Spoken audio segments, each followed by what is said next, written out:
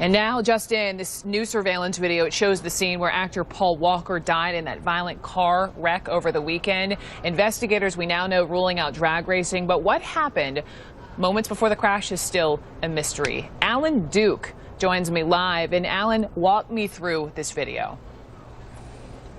What we're finding out from this video, this camera that was posted on a building just across the street from where the crash happened, you don't actually see the crash. You don't see the car, but did you see that? The light post falling and the tree, and then you see this debris go.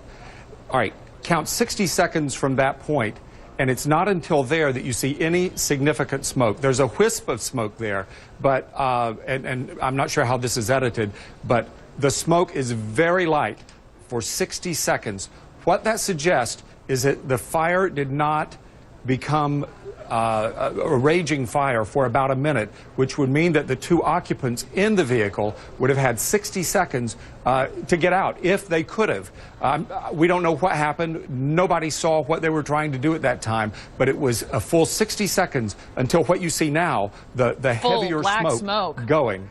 Right. I believe this is edited. Correct me if I'm wrong, but if we saw the red... It is edited. I'm hearing in my ear from the control room. Right. Yes, Alan Duke, it's edited. So you're telling me you saw the raw in 60 seconds, well, after this light pole goes down, that's when the smoke begins, correct? What's more, having been there that evening and seeing the scene and standing actually right at those hedges looking down as the coroner pulled the bodies from the wreckage, I can tell you the significance is the 60 seconds that you don't see smoke. Because what was happening then, that is the horror that Paul Walker and Roger Rodas were suffering. They were, at that time, all right, let's watch it again. The light post, you see it just goes down. That is real time there. Now, again, the edited, that smoke, that edit leaves out a 60-second gap there. If we would see the 60 seconds, we see horror below those hedges because those men obviously would have been trying to get out and nobody was there outside to help them.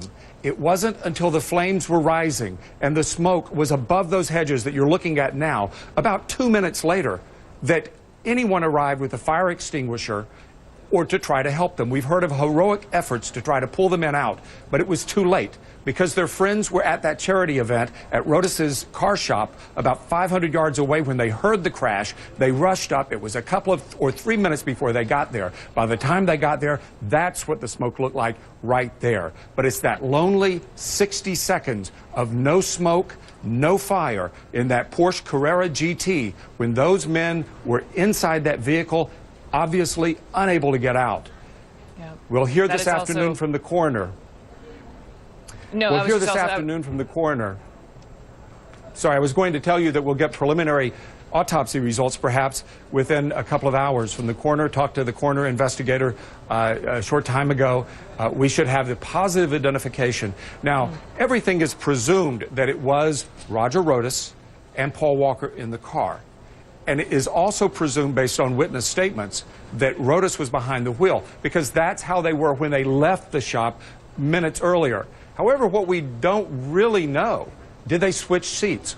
Was Walker driving? We don't have any reason to believe that they did, but we don't know if they didn't. So the coroner will be able to verify that for us this afternoon. And also, in fact, if they survived the collision, to be able to try to get out for those 60 long seconds before we see the giant plume of smoke. Alan Duke, thank you so much for getting us this new surveillance video. Just horrific images to watch. Thank you, and we will take a quick break.